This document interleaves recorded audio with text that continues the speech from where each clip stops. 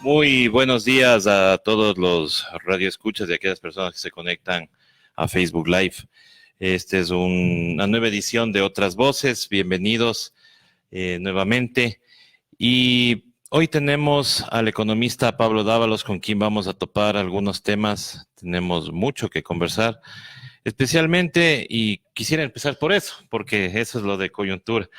Quisiera preguntarle, está circulando un video donde usted explica las razones por qué se aceptó el diálogo, por qué, eh, en este caso, todo el mundo dice locura que ya el sábado estaba el presidente Moreno caído, pero que no habría cómo capitalizar esto porque quien capitalizaba era Correa. Quisiéramos que nos dé una explicación más que nada, porque yo creo que esa ha sido la postura de ustedes siempre. No creo que ha sido algo nuevo, eso, a lo menos a mi modo personal, eso no tiene nada de raro. Entonces, muy buenos días, estimado economista, por favor. Muy buenos días. Un saludo muy cordial a todas las personas que están en este momento compartiendo este espacio con nosotros. Primero creo que hay que contextualizar esas declaraciones, comillas, porque es un aula de clase. Ya. No es un foro político, no es un espacio público, es un aula de clase con estudiantes universitarios. Eso hace que cuando yo soy profesor universitario, cuando estás en el aula de clase, tú elaboras hipótesis, elaboras marcos contrafácticos, etcétera, y explicas. Y cuando explicas, asumes en el aula de clase una posición, al menos en mi caso, desde la economía política que tiene que ver con las relaciones de poder. Entonces, explicas la situación del acontecimiento que se suscitó la primera semana de octubre en el Ecuador y donde tú tienes varios actores. En primer lugar, tienes al gobierno que invisibiliza al movimiento indígena, no lo convierte en su interlocutor. Para el gobierno, el interlocutor válido es la oposición representada por el expresidente. O sea, no es el movimiento indígena, no son los sectores sociales y no es el decreto 883 y tampoco es el Fondo Monetario Internacional. El gobierno considera que con esta jugada, al convertirle a su interlocutor como válido, al expresidente y todo lo demás, con eso desaloja y permite situar en otros términos, en otros ámbitos, el desenlace político. Cuando sitúa eso, lo que la CONAIE y el movimiento social había planteado se oscurece y solo aparece en la agenda un punto que es cambios en el sistema político. Eso aparece, ¿no? Aparece, de hecho, hay varios legisladores del partido de gobierno de la Revolución Ciudadana que tuvieron que, después de que se resolvieron los asuntos, tuvieron que solicitar una protección de la Embajada de México porque fueron ellos los que pusieron en agenda eso. Mientras estaba eso, se acusó sobre todo al movimiento indígena de vandalismo, de violencia y todo lo demás. Y se iban extendiendo los días. Conforme se iban extendiendo los días, la capacidad de gobernabilidad del gobierno se iba reduciendo cada vez más, porque se iban incorporando cada vez más actores y ya se iba posicionando el hecho de que lo que tenía que negociarse era el 883, el decreto 883.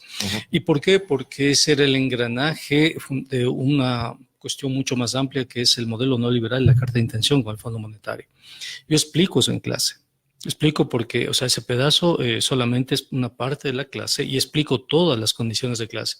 Y luego digo, en la clase, imaginémonos contrafácticos. Contrafáctico significa qué hubiera pasado si. Claro. Eso es un contrafáctico, ¿no? Entonces, cuando le digo a la clase que hagamos un ejercicio contrafáctico en donde sí el presidente Moreno hubiese extendido más tiempo, sus condiciones de gobernabilidad eran tan mínimas, que no habría tenido posibilidades incluso de sostenerse. O sea, es el contrafáctico, ¿no? Es decir, y yo les explico, mire, digamos el lunes, si el lunes se extendía eso, el presidente se habría caído nomás. O sea, ¿por qué serán las condiciones objetivas, no? En ese contexto es el domingo 13, que el presidente por fin reconoce al movimiento indígena como portavoz del movimiento social y reconoce que lo que está en juego no es una agenda de cambios en el sistema político, sino es el decreto 883. Reconoce eso y acepta derogar. Tan es así que el día lunes todo amanece en orden. Así es. Entonces, tú tienes ahí dos agendas, ¿no? La agenda de un partido político que buscaba, si tú quieres, convertirse en el interlocutor y que dice, no, o sea, ustedes negociaron. Y no había ninguna negociación posible por fuera de aquella que se dio el domingo 13. Y el país fue testigo de esa negociación, porque además fue el movimiento indígena quien propuso que sea una transmisión en vivo, en directo. Entonces, cuando se negocia, comillas, ahí con el presidente, se le dije, presidente, por favor, elimine el decreto. Y después los otros puntos, ¿no? Saque a la ministra Romo y al ministro Jarrín. Que no se ha Por cumplido. favor, no ha cumplido. O sea, hay algunos puntos que no ha cumplido. La criminalización, la judicialización, la reparación a las víctimas y demás todavía están pendientes, pero cumplió con el decreto 883. Si tú vas con un mandato que es, haz esto, tú no puedes extenderte de ese mandato. O sea, no puedes. Entonces, había un factor que distorsiona todo eso y lo provocó el propio presidente Moreno al incorporar a otro agente y no asumir con la responsabilidad del caso. De lo que se trataba era de derogar el decreto 883. Yo digo eso en clases, exactamente Pero eso. o sea, le pasan solamente la parte que... Pero lo digo en un contexto de estudio, lo digo, miren, yo pienso, le digo a los chicos como hipótesis contrafáctica que si hubiese durado un poco más, las condiciones de gobernabilidad habrían sido muy difíciles. Yo no le veo muy difícil que hubiese soportado, porque ya hubo un levantamiento, una rebelión en los barrios, sobre todo en Quito, y eso es un acontecimiento inédito, ¿no? Una convergencia de sectores tan unánime es una cosa muy, muy difícil, ¿no? Pero cuando se negocia, que es público, el movimiento indígena no fue el día domingo 13 a pedir la destitución de nadie. El movimiento indígena fue con un mandato del pueblo, que es la derogatoria del 883. Pero Entonces, en yo no sé de dónde sale. Sí, pero en algunas declaraciones el presidente de la CONAIE, él dice pues también que si no deroga, pues obviamente tendrá que irse. Es que eso era una, es Vox Populi, era parte de la interpretación, si tú quieres. Si el presidente no negociaba. O sea, yo no sé por qué el presidente se demoró tanto tiempo en comprender la situación. No sé, si él hubiese negociado 5 días antes, se habría evitado todo esto. Claro. Pero si el presidente hubiese extendido no los 12 días, los 13 días, al 14, al 15º día, la situación habría sido dramática para el país y, claro, ahí eran necesarios cambios en el sistema político para darle viabilidad al país, porque el país estaba sumido en conmoción nacional. ¿Cuál era la solución? ¿Que salga Moreno? Pienso que no. ¿Y por qué pienso que no? Porque ya la historia nos ha demostrado eso. Porque fíjate tú, o sea, Moreno, el presidente Moreno, el 18 de octubre, es decir, a 4 días de la negociación, porque se terminó la negociación el lunes en la madrugada, a 4 días envía a la Asamblea Nacional una ley que, por ponerlo en términos metafóricos, es 10 o 50 o 100 veces más grave que el 883.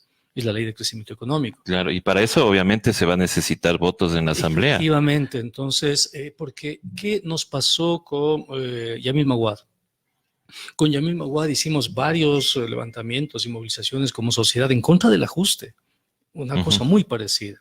Finalmente, Maguad se fue en enero del año 2000, previamente dolarizó la economía, pero vino Gustavo Noboa y Gustavo Noboa se encargó de operar el neoliberalismo a través de las denominadas leyes troles. Y fue muy difícil después enfrentar esas leyes troles. Entonces la pregunta es si los cambios en el sistema político permiten cambiar el modelo de acumulación. Esa es la pregunta de fondo, ¿no? Y la historia nos ha demostrado que para que cambien los modelos de acumulación de capital se necesita algo más que cambios en el sistema político. Mira, yo hice esas declaraciones, más o menos hice esas declaraciones en una aula de clase. Sí. Y esas declaraciones, no son declaraciones, es una clase de economía política en la universidad y se convierten en noticia nacional. Ecuavisa lo proyecta y lo convierte en noticia nacional. Es que bueno, la estrategia... establece tweets y dice que la CONAIE negoció cuando fue absolutamente público la posición honesta, transparente de la CONAIE. La CONAIE fue con un mandato y le dijo al presidente, queremos, ¿no?, que derogue el 883. El presidente nos propone después una negociación por debajo de la mesa que es ya, ¿no?, y que no fue transmitida y que fue lo que hizo que estuviésemos en la discusión hasta las 3 de la mañana, donde nos dice, está bien, derogo, pero en 48 horas se hace el nuevo decreto con focalización y con compensaciones al movimiento social, movimiento indígena. Esa fue la negociación que después nos propusimos y nosotros dijimos no. Más bien hagamos lo siguiente, le dijimos a los voceros del régimen que se quedaron esa noche ahí. Conversemos una estrategia integral de subsidios y el modelo económico. Y eso fue lo que hicimos. O sea, es absolutamente transparente. Entonces, yo no sé por qué se interpretan cosas que no tienen nada que ver con la realidad. Pero es que estamos viviendo justamente en la época en que cualquier declaración, cualquier cosa, pues se toma como algo justamente para dividir este tema a la izquierda, ¿no? Si a ti te dan un mandato, tienes que cumplir ese mandato. Si el pueblo ecuatoriano le hubiese dicho a la CONAIE y a la representación indígena, mira, queremos que vayas y que provoques cambios en el sistema político, el mandato era ese. Pero el pueblo ecuatoriano nunca nos dio ese mandato, nunca nos dio ese mandato. Y el movimiento indígena como en representación del pueblo ecuatoriano no puede asumir la agenda de un actor particular como agenda nacional, no puede. Si hay un actor que quiere provocar cambios en el sistema político, o sea, eso es la agenda de ese actor, no es la agenda del pueblo ecuatoriano. El pueblo ecuatoriano no quería ningún cambio en el sistema político, el pueblo ecuatoriano quería estabilidad, quiere paz. Entonces la CONAIE fue con eso. Lo otro es interpretación de tipo académico, investigativo y forma parte de las discusiones. ¿Qué hubiese pasado si? Se llaman contrafácticos. Claro. Entonces, ¿qué hubiese pasado si el presidente Moreno no hubiese aceptado ningún tipo de negociación y se hubiese mantenido en el esquema original, como presionaban muchos sectores de la derecha y de los bancos, ¿no? Entonces, ahí sí creo yo que habríamos pasado a otro escenario y el pueblo le hubiese dicho en una posterior reunión a las mismas organizaciones sociales que vayan con otra agenda.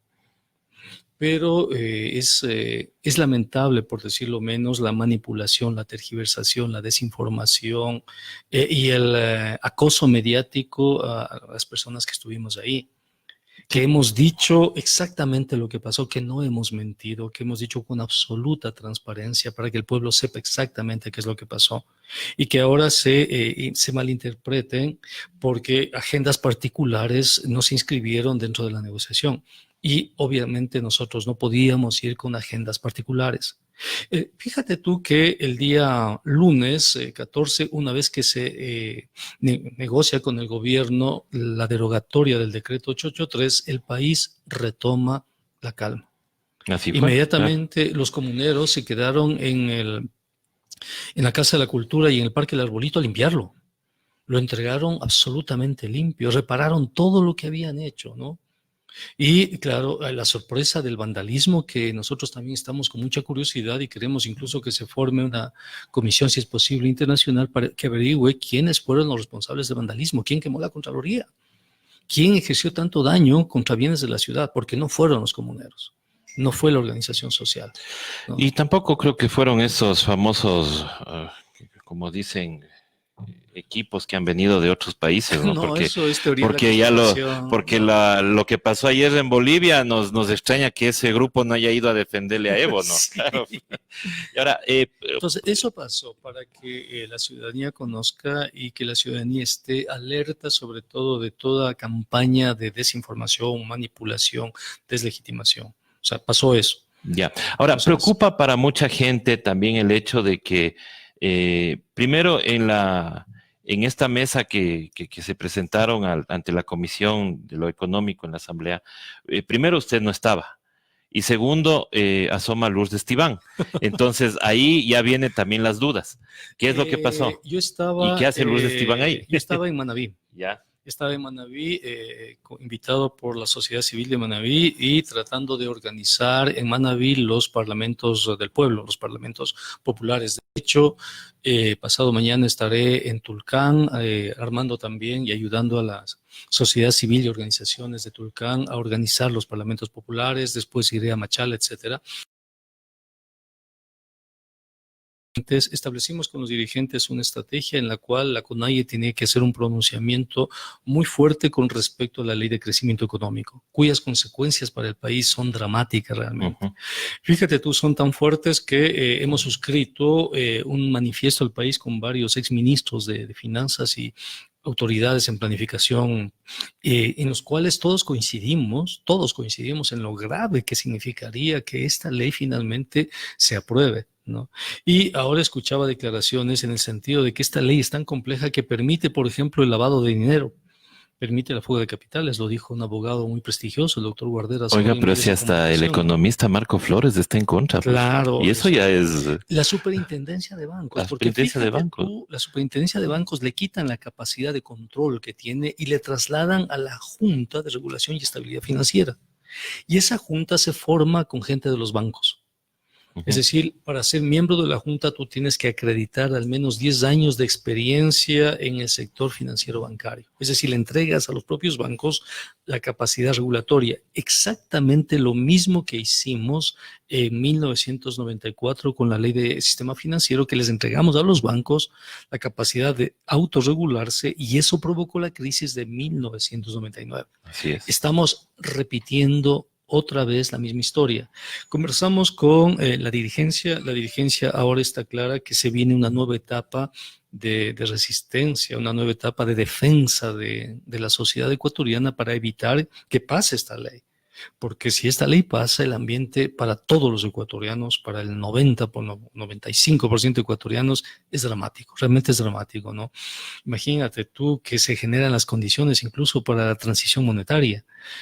En ese sentido, va la dirigencia, yo no estaba ahí, va la dirigencia a la asamblea, y al parecer en la asamblea se están ya conformando convergencias, si tú quieres, de varios bloques de asambleístas para lograr el archivo de la ley. Entonces, un bloque, y de hecho yo puse un tuit, un bloque que está ya activo en eso es el bloque de la misma Revolución Ciudadana, que logró convergencias con el bloque de Pachacuti que hay en la Asamblea, y al parecer han logrado también convergencias con el Partido Social Cristiano. Nosotros le escuchamos el día sábado a la doctora, se me fue, Vilma Andrade. Ella también dijo que ella también estaba buscando el archivo de esta... Entonces ya serían Izquierda Democrática, que son 2 votos, ya sería Pachacuti, ya sería Social Cristianos, ya sería, claro, la Revolución Ciudadana para pedir el archivo de esta ley. Eso significaría que estaríamos a unos 6, 7 votos de... Según lo que dijo Vilma Andrade, eran 4 votos. Que estaban faltando. Sí, pero siempre hay que tener unos 3 más. Sí, por si acaso. O sea, ahora, se vaya al baño, economista, con todo esto que ha pasado. Entonces, fíjate, aparece efectivamente la dirigencia y se sienta al lado de ellos una asesora parlamentaria, que es justamente la señora Tibán. Se sienta porque forma parte de eso, y claro, como ella ha pertenecido al movimiento indígena, entonces da la impresión de que ella forma parte de la comisión, pero es una simple coincidencia de sillas nada más. Pero otros asesores porque se supone que la señora es muy, muy cercana a movimientos de derecha ahora, ¿no? Entonces, por eso es la preocupación de la gente. Pero es coincidencias, porque pudo haber estado al lado de, qué sé yo, Patricio Nosso, por ejemplo, que es miembro de la Comisión de Régimen Económico. O sea, claro, pero en este caso... son coincidencias y da la coincidencia de que ella se sienta, pero ella no forma parte de la comisión de la CONAIE que fue a negociar eso. Ella va, acompaña porque es amiga, les conoce, ha estado en el movimiento indígena, les acompaña, se sienta con ellos como asesora parlamentaria de un bloque ahí al interior de la Asamblea, pero no forma parte de este momento de la dirigencia nacional, ni de la CONAIE, ni de los parlamentos, ni mucho menos. Es una coincidencia porque la señora trabaja ahí. Y el momento que trabajó ahí, les acompañó y se sentó al lado de ellos de pronto para pasarles documentación. No sé por qué no estuve ahí. Pero esa foto fue leída de otra manera. Como que ella forma parte de las negociaciones, como que está de una u otra manera. O influye dentro para ir a negociaciones con la derecha. Y no se trata en absoluto de eso. O que influye dentro de la CONAIE también, ¿no? Entonces, eso es lo que se lee. Habría pasado lo mismo, creo yo, si se hubiesen sentado en una mesa y al lado de ellos habría estado, qué sé yo, un legislador de la Revolución Ciudadana, por ejemplo, que le habrían dicho, ¿por qué se sientan juntos? Están, no sé, en algún proceso de convergencia y ahí están buscando. Es decir, hay una sensibilidad y una susceptibilidad que no puedes tomarte fotos ahora con nadie. Es que hay que cuidarse ahora, economista. Hay que cuidarse y fíjate, es una coincidencia de la cual han habido interpretaciones que van más allá de la coincidencia, que dicen que el movimiento está negociando, etcétera, etcétera, y absolutamente nada que ver. Ya el movimiento indígena ha hecho declaraciones indicando que la señora que estuvo sentada al lado del movimiento indígena estuvo cumpliendo funciones propias de la legislatura y no representa en absoluto ni los equipos, ni las asesorías, ni mucho menos del movimiento indígena. Ya lo hizo claro eso, ¿no? Y le pedimos a los ciudadanos que habida cuenta la importancia que tiene este rato el movimiento indígena y el movimiento social, que confiemos en la dirigencia, que hay veces en las cuales se producen ese tipo de lamentables coincidencias, que averigüemos de una forma transparente y que no seamos tan suspicaces porque se nos está viniendo un escenario dramático. Economista, pero no les da económico. temor también que en el transcurso de los días, si es que esta ley pasa por el Ministerio de la Ley, les echen la culpa a ustedes por no haber propiciado la salida del presidente Moreno, digo yo. Nosotros no fuimos con esa agenda. Si el pueblo ecuatoriano te hubiese dado esa agenda, o sea, tienes que cumplir esa agenda. Pero tú no puedes ir ni más adelante ni más atrás de lo que te da el pueblo. Entonces, si el pueblo le dio a la CONAIE en representación del pueblo el mandato de negociar el 883, eso tienes que negociar. Sí, o sea, tú te asumes, te rogas funciones que no te comprometen, entonces ya no estás hablando en nombre del pueblo. Necesitamos ética política.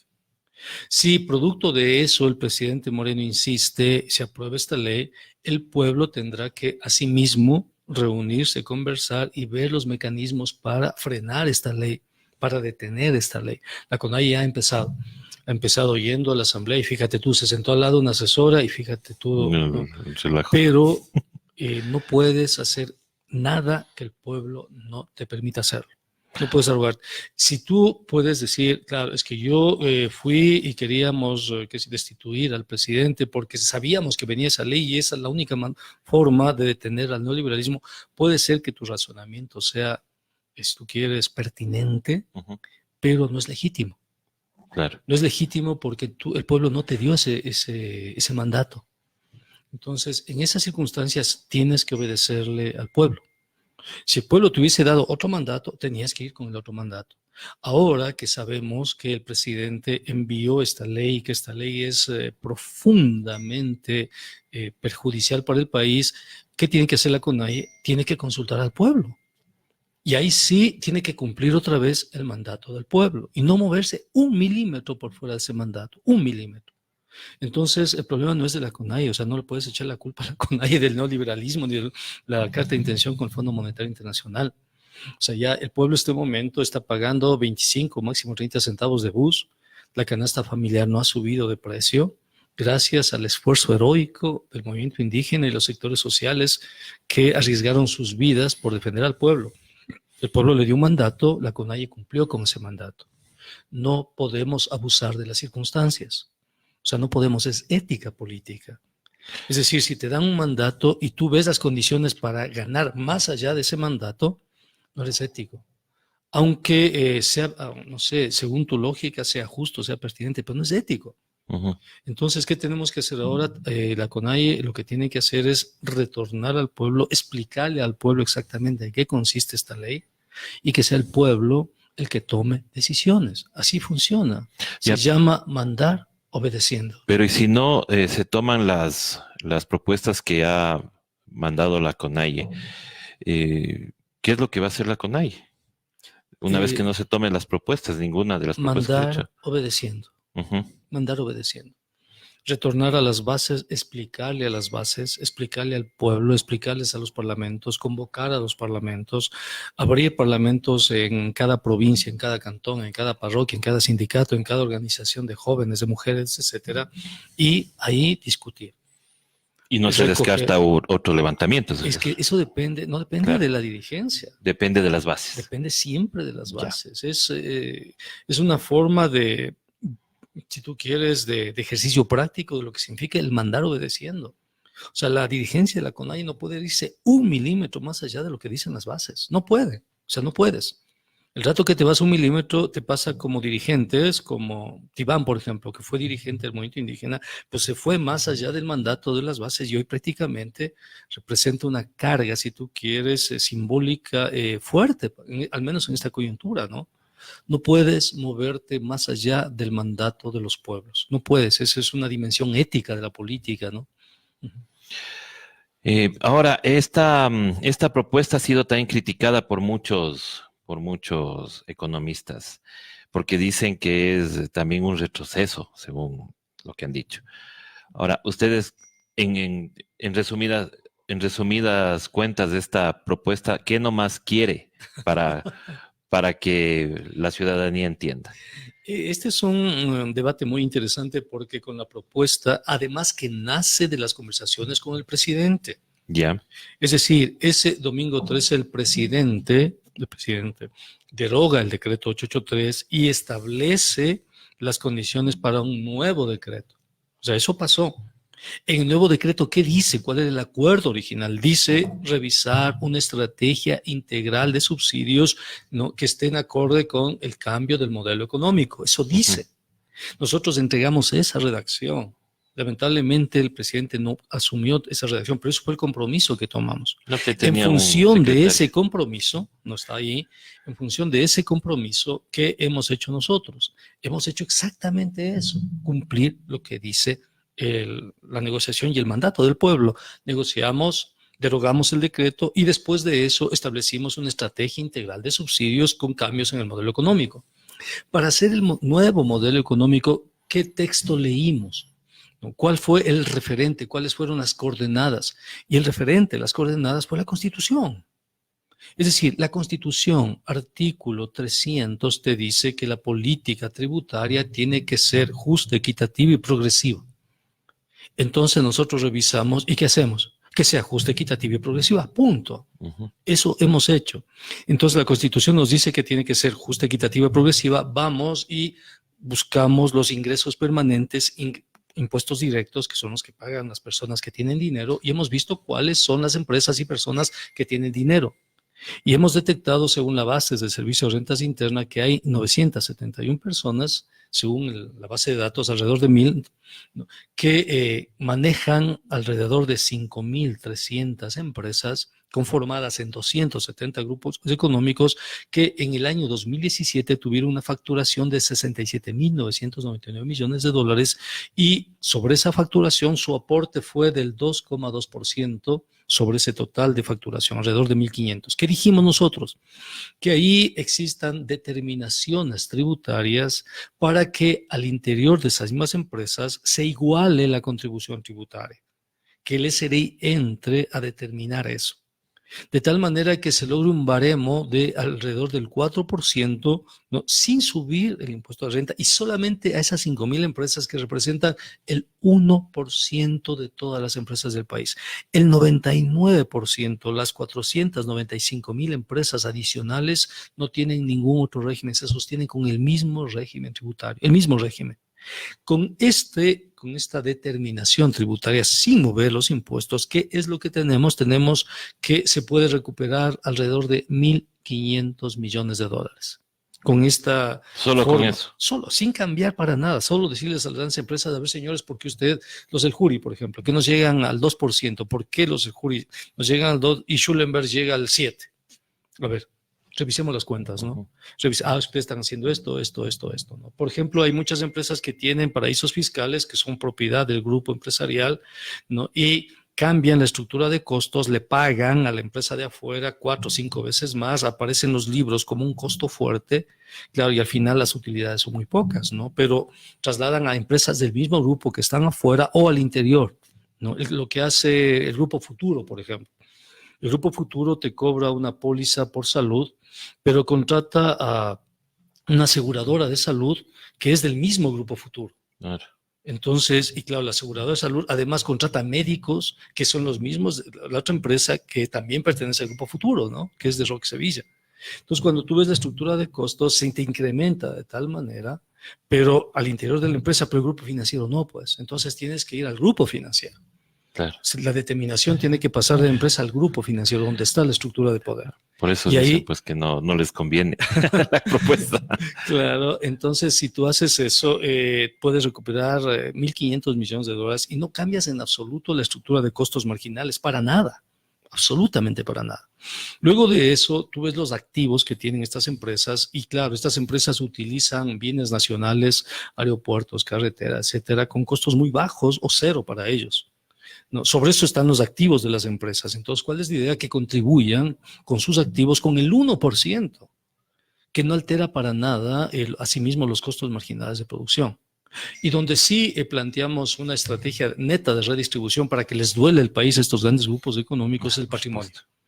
Ahí sí les decimos a estos 971 ecuatorianos, les decimos, ¿saben qué? Paguen al menos un 5% de su patrimonio.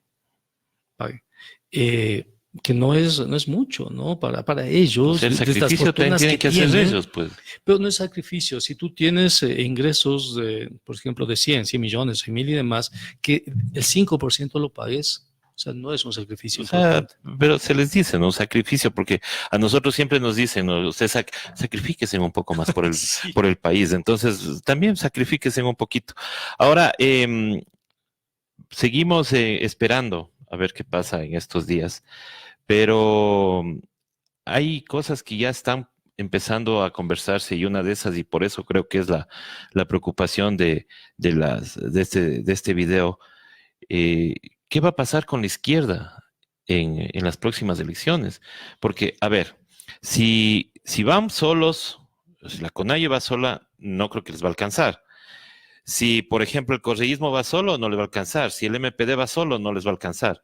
Es más, estamos como que pavimentando la vía para que el señor Nebot llegue. Ahora, ¿se podría conversar? ¿Usted cree que la dirigencia podría conversar con el correísmo, con el MPD, con todo lo que representen la izquierda, digo yo, o los que se dicen de izquierda acá en el país, como para que no, o poderle dar pelea al señor Nebot? Yo pienso que las convergencias tienen que ser sobre líneas programáticas. Uh-huh. Tenemos que establecer líneas programáticas de qué es lo que queremos como país. Y pienso que esas líneas programáticas están emergiendo en los parlamentos populares. Sobre esas líneas programáticas y sobre ese ejercicio de democracia de los parlamentos populares podría emerger la propuesta que nos represente a los ecuatorianos en las próximas elecciones. Una vez que tengamos eso, tenemos que buscar las personas que puedan llevar adelante esas líneas programáticas, porque resulta que cuando vienen las elecciones y demás, tú designas un representante que lo primero que hace es buscar sus propios intereses, pues. Está pasando este momento con varios asambleístas que llegaron con una línea programática, pero que están en este momento son independientes, votan en contra absolutamente de todo. Nos pasa a nosotros como Pachacuti. Uh-huh. O sea, nuestros asambleístas votaron en contra de la despenalización del aborto. Es una vergüenza que tenemos nosotros como movimiento, ¿no? Y tenemos que pedirle disculpas a la ciudadanía por ese comportamiento. Y lo importante, ¿no?, es de eso, hacer autocrítica, no claro, decir no ha pasado nada. Entonces, yo sí prefiero que sea una construcción social con mecanismos de vigilancia social que se mandar obedeciendo para que por cuestiones electorales nosotros buscamos al más popular, buscamos al que puede ganar los votos, entregamos la capacidad de representación a personajes que cuando llegan lo primero que hacen es traicionarnos. O sea, preferible no haber votado por ellos, no haber puesto en tela de duda, si tú quieres, y en peligro una propuesta y una construcción política muy seria, ¿no? Entonces, yo soy partidario de la construcción de líneas programáticas y que esas líneas programáticas después nos permitan hacer convergencias y esas convergencias nos permitan generar una plataforma única. Sobre esa plataforma única estamos a un poco más de un año, si tú quieres, definir nuestras candidaturas, ¿no? Definir la hoja de ruta para eso. Ese es un proceso que podría darse todo este próximo año si no hay cambios en el sistema político, podría darse en un ejercicio de democracia, de construcción desde abajo, ¿no? De tal manera que cuando llegue el escenario electoral nos permita dar continuidad a lo que pasó en octubre de este año. Que sea el pueblo, que sean las personas que estuvieron ahí en las movilizaciones, porque la CONFENIAE, que es la estructura regional de la CONAIE en la Amazonía, emitió una resolución en su último congreso para juzgar el comportamiento de los representantes en el sistema político, ¿no? Es decir, prefectos, alcaldes, concejales, asambleístas, etcétera, que son de Pachacuti, y ver qué rol cumplieron en esta movilización, si acompañaron, si fueron solidarios, si fueron coherentes, ¿no? Y eso es lo que tenemos que hacer, tenemos que construir una plataforma que sea coherente. O sea, que no llegue al sistema político y empiece a negociar cualquier cosa en nombre de nosotros, en nombre de quienes hemos luchado, que hemos experimentado muchísimos sacrificios, pero que cuando llegan a este tema político negocian en beneficio propio, ¿no? Hay que evitar eso. Economista, y si en esto de las convergencias le toca a usted sentarse en la misma mesa con el economista Rafael Correa, ¿lo haría? Mira, yo soy militante del movimiento social desde hace más de 30 años. El movimiento social y Pachacuti me dijeron, tienes que asumir la representación a la alcaldía de Quito sin recursos, en una ciudad racista, una ciudad también con muchos comportamientos hasta patriarcales, pero si el movimiento indígena me lanzó ahí, si tú quieres, yo cumplí con mucha militancia, asumí ese reto de ir a la alcaldía con una propuesta de ciudad que ha sido la mejor propuesta. O sea, nunca más se volvió a hablar del derecho a la ciudad, nunca más se volvió a hablar de la municipalización del transporte, nunca más se volvió a hablar del Banco de la Ciudad, etcétera. Y son propuestas que Quito necesita, que en este momento le habrían resuelto la vida a los quiteños. Yo fui con una propuesta de empleo para la ciudad, a través del Banco de la Ciudad, ¿no? En esa coyuntura tenemos que ser disciplinados, tenemos que ser coherentes. Y si las plataformas establecen, no sé, no negociaciones, conversaciones, acuerdos y demás con diferentes personajes, sí. La línea roja tiene que ver con cuestiones de ética política. No puedes sentarte en una mesa con una persona que ha tenido problemas y sentencias con la justicia por corrupción. Yo no he aceptado hasta ahora un debate, por ejemplo, con Dajik. Uh-huh. O sea, no puedo. Ese señor fue sentenciado por corrupción y yo no puedo sentarme a hablar de temas de país con una persona que tuvo una sentencia de corrupción. No puedo. O sea, ya es una cuestión personal, si tú quieres, ¿no? Ahí me deslindo de toda militancia y demás, pero ya es una línea roja que yo tengo como Pablo Dávalos, ¿no? Entonces, sentémonos, conversemos, pero con esas líneas rojas que significan ética política. O sea, no podemos sentarnos a conversar con personas cuya ética política al menos ha sido sancionada por el sistema judicial del país, ¿no? A pesar de que ahora tenemos este problema del que el sistema judicial está medio cooptado. No, el caso de Dajik, no, el caso de Dajik ya no estuvo le dio. cooptado, ¿ah? Sí, pero por el Partido Social Cristiano estaba en esa época. Claro. Pero yo no podría sentar con el señor Iván Espinel, por ejemplo. Ya. O sea, no puedo sentarme con el señor Iván Espinel. O sea, no puedo. O sea, él está sentenciado por corrupción, además de una institución que es muy entrañable para el pueblo ecuatoriano, que es la seguridad social. O sea, quitarle recursos a la seguridad social es quitarle recursos a los más pobres, a los jubilados, a la gente que va al hospital. No puedo. O sea, ahí sí no puedo. Con el señor Bucaram, peor, ¿no? Imposible. Entonces, no. Pero porque él también está... No, imposible. También estamos sufriendo todavía, con ¿no? O sea, no podría jamás ni tomarme una foto ni sentarme con ese señor responsable de torturas, maltratos. O sea, no. Ya, o sea, y en esta coyuntura, como digo, de la asamblea en donde se necesitan los votos para el archivo, puede ser un buen comienzo. Y se está dando ya el comienzo. Mira, ya hay una convergencia. Hay una convergencia entre los asambleístas de la Revolución Ciudadana con los asambleístas de Pachacuti. Hay una convergencia también, están yendo a esa línea izquierda democrática. Incluso los socialcristianos están yendo a esa línea. Los de Serrano también parece que están por esa línea. Parece que van por ahí. Y podemos dar un ejemplo de convergencias, de que sí es posible pensar en el país. O sea, sí es posible, ¿no? Si logramos eso, podemos construir a largo plazo esas convergencias y crear esa plataforma, ¿no? Donde vayan ecuatorianos que se las jueguen por el país, de verdad, que se las jueguen. Y hay muchísimos ecuatorianos, ¿no? Porque eso yo una vez ponía en un tuit que Juan León Mera, cuando escribió el himno nacional, no se equivocó, ¿sabes? Porque cuando dice que otros héroes que atónito el mundo vio en tu torno a millares surgir.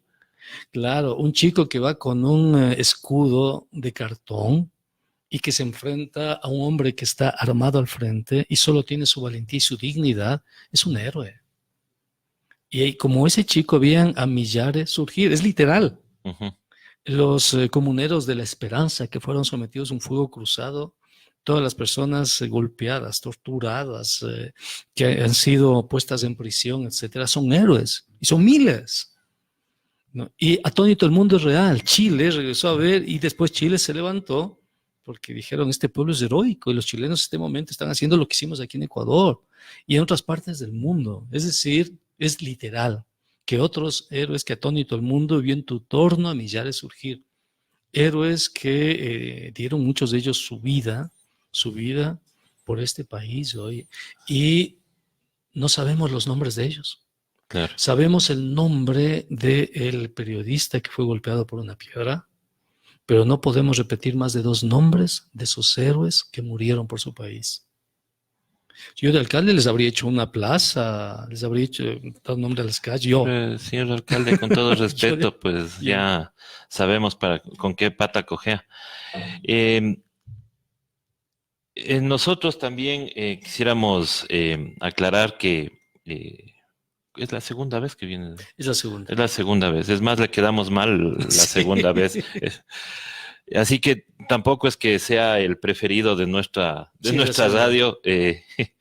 Nosotros lo que queremos es que justamente la gente entienda y aprenda y tenga otros elementos para los debates, ¿no? No podemos sesgarnos solamente al debate que se da en las redes sociales. Tenemos que tener insumos para poder sacar nuestras propias conclusiones.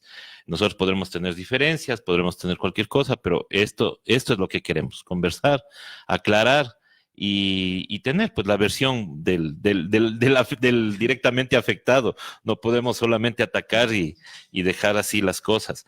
Entiendo que todo esto se dio en el contexto de una clase, de un tema netamente académico. O sea, si son las cosas así, yo también cuando doy clases voy a cuidarme que no me filmen, porque si no, qué miedo. No, pero el espacio académico tiene la libertad de cátedra. El Así espacio académico te permite elaborar hipótesis, elaborar contrafácticos, hacer que los chicos empiecen a pensar más allá de lo inmediato, de lo fenoménico, y vayan aprendiendo cómo determinadas circunstancias van generando otras circunstancias. Pero no es la clase, porque en la clase no se dice nada que no se pueda decir afuera también, ¿no? O sea, lo que he dicho en mi clase lo estoy diciendo en este momento. Uh-huh. Lo estoy diciendo exactamente en este momento, ¿no? Pero es Ecuavisa la que convierte a una clase en noticia nacional con el claro propósito de desvirtuar, de dividir, de manipular. O sea, es evidente ese propósito, o sea, de un medio de comunicación que está a la expectativa de cómo manipular a la sociedad ecuatoriana y deslegitimar a personajes que Ecuavisa considera que son relevantes en función de lo que este momento vive la coyuntura, 1. Y 2, cómo frente a eso, a esa provocación que hace el medio de comunicación, caen varios políticos. Y si caen varios políticos y hace Ecuavisa, después eso genera ondas expansivas de ciudadanos, muchos de ellos muy ingenuos, que solamente ven primeras reflexiones, si tú quieres, sin profundizamiento de nada más. Y como tú puedes apreciar en las redes sociales, uno primero dispara y después averigua. Uh-huh. Entonces uno primero pone un tweet y después averigua qué es lo que pasó. Uno pone un comentario, un post y después averigua qué es lo que pasó. Gracias. Y somos una sociedad que no rectifica, que no aprende a pedir disculpas, que no sabe pedir disculpas, no sabe pedir perdón esta sociedad. Y somos una sociedad que tiende a desgarrarse en sí misma y no piensa a largo plazo, ¿no? Fíjate tú, ven a los dirigentes indígenas con un personaje que, independientemente de lo que nosotros digamos, tiene efectivamente sus bemoles. Pero más allá de eso, está en juego una ley que pone en riesgo tu vida. O sea, es real. O sea, pone en riesgo tus condiciones de vida. Porque, o sea, digamos, si esa ley pasa, si no hacemos absolutamente nada por esa ley, si pasa por el ministerio de la ley y se produce la transición monetaria, dime tú de aquí en unos meses, cuando tengas pasivos en dólares y activos en una moneda que se te devalúa todo el tiempo, ¿de qué te sirve el post, el tweet que pusiste insultándole a la dirigencia indígena? ¿De qué te sirve en esas circunstancias? Eso no te va a ayudar a pagar las deudas. Eso no te va a ayudar a que termines vendiendo tu auto, tu departamento, tu casa, que te quedes sin empleo. Porque la devaluación va a comerte, o sea, tus condiciones de vida y que caigas en la pobreza. ¿Qué te va a servir este momento? Te va a servir que esos dirigentes sociales que están ahí te defiendan a ti, porque están defendiendo tu ingreso y demás, y apoyar esa defensa. Pero claro, te pones exquisito en esa circunstancia y dices, no pueden estar con A, B, C o D, tienen que hacer esto, ya se vendieron, ya por aquí, por acá. Y el rato en que les quitas legitimidad a ellos, permites que la propuesta del gobierno avance Y quien paga las consecuencias de eso eres tú mismo. Entonces tú dices, ya no creo en estos dirigentes, nos vendieron, ya no por aquí, ya no por acá, les reduces el margen de maniobra. El gobierno, como ya no tiene oposición, mete el acelerador a fondo en la propuesta neoliberal, se viene la transición monetaria, se produce desempleo, porque está previsto muchísimos empleos públicos que se van a perder en estos días, ¿no? Entonces el gobierno acelera, impone sus condiciones, te lleva a la pobreza, y tú no puedes defenderte. Terminas vendiendo tu auto, terminas sin empleo, terminas vendiendo tu casa, terminas migrando otra vez, buscando en un contexto de criminalización de la migración a nivel internacional, terminas empobreciéndote, porque cuando había una dirigencia social que pudo haber parado esto, decidiste, ¿no?, que cómo era posible que estén con tal o cual persona, que claro, te pusiste exquisito, hiciste caso a toda esta avalancha, a toda esta manipulación, ¿no? Es lo que está pasando en Bolivia ahora. Muchos sectores de izquierda ahora que apoyaron el golpe contra Evo, cuando ya les llegue el neoliberalismo y la persecución a ellos, o sea, se van a arrepentir, pero será demasiado tarde nomás, Así ¿no? es. Entonces, pedirle más madurez a la gente, pedirle que piense un poquito más, que antes de emitir un criterio en Twitter o en Facebook, solamente respire, nada más. Respire y piense. Y analice. Y analice. O sea, hay información, analice y vea, no vea por la CONAIE, vea su bolsillo, vea sus propios intereses. Vea que si la CONAIE en este momento, que es la representación, ¿no?, más evidente de lo que significó la movilización, pierde espacio político, todo lo que pierde la CONAIE lo gana la derecha. Así de simple, lo gana el Fondo Monetario.